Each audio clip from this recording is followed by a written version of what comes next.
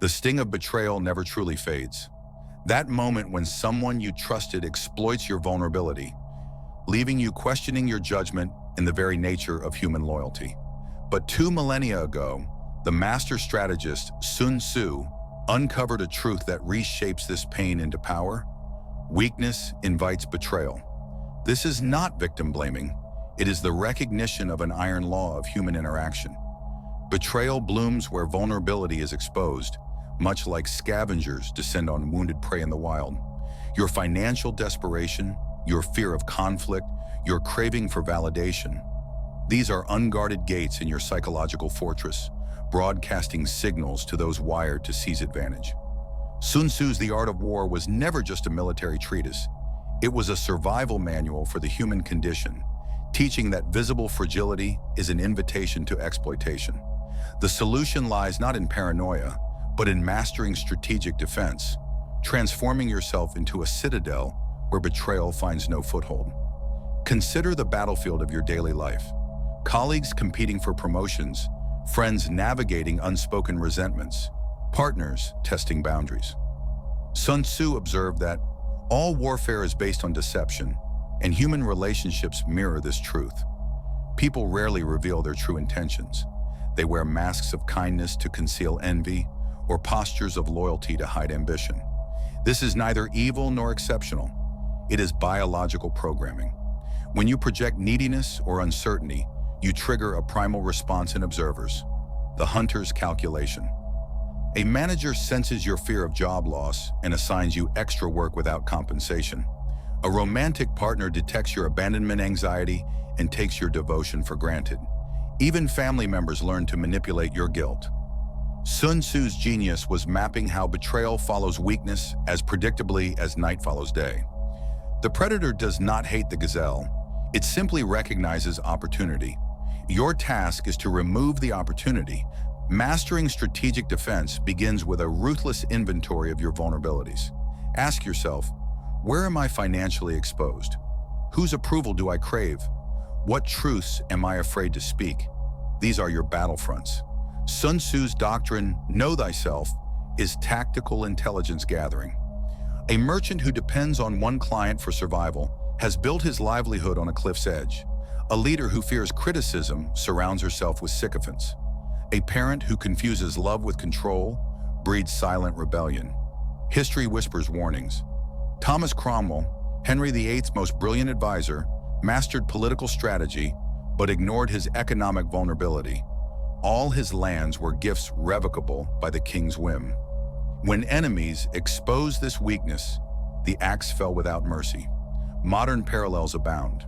The employee who never negotiates salary, the friend who always apologizes first, the partner who sacrifices dreams to avoid conflict. Self-awareness is your first fortress wall.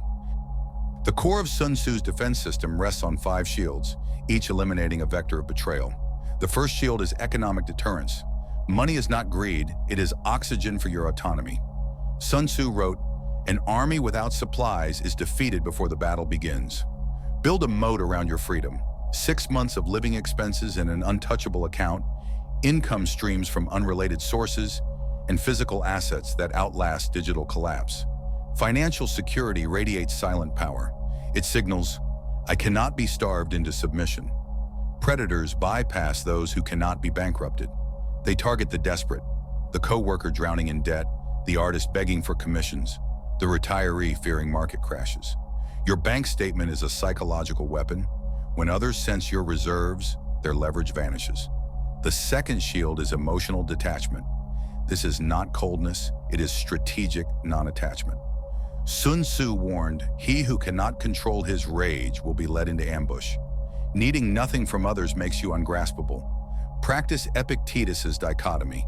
Separate your circle of control, your actions, judgments, values, from your circle of concern, others' opinions, external events, unpredictable outcomes. When a colleague takes credit for your work, analyze rather than react. Does this threaten my core mission? Can I gather evidence silently? Detachment starves manipulators of their weapon. Your emotional reaction. The narcissist thrives on your anger. The guilt tripper feeds on your anxiety. Withhold the feast. Train through daily drills. When insulted, pause 24 hours before responding. When praised, dissect its strategic intent. Your calm becomes an impenetrable fog. Enemies cannot find purchase. Shield 3 is ambiguous communication. Sun Tzu's maxim, appear weak when you are strong and strong when you are weak, is often misread as deceit. It is actually strategic opacity, the art of revealing nothing while observing everything. In negotiations, replace "I need this job" with "I'm exploring synergies." When probed for weaknesses, respond with questions. Why does that interest you?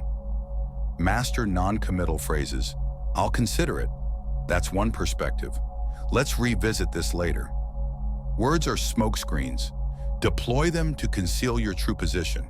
A real estate developer once confessed he won prime properties by sighing, "It's charming, but the foundation worries me," while internally calculating auction bids. Silence, too, is a language. Let others fill voids with their intentions. Every unguarded confession is a brick removed from your walls. The fourth shield is unpredictable generosity. Sun Tzu noted, "Reward unpredictably to bind loyalty." Humans are pattern-seeking creatures. They exploit predictable kindness. The coworker who always covers shifts becomes expected labor. The friend who eternally listens becomes free therapy. Break the algorithm. Help others only when you choose, randomly, without explanation. Send a useful article to a rival. Buy coffee for the overlooked intern, then vanish. This creates psychological debt without resentment.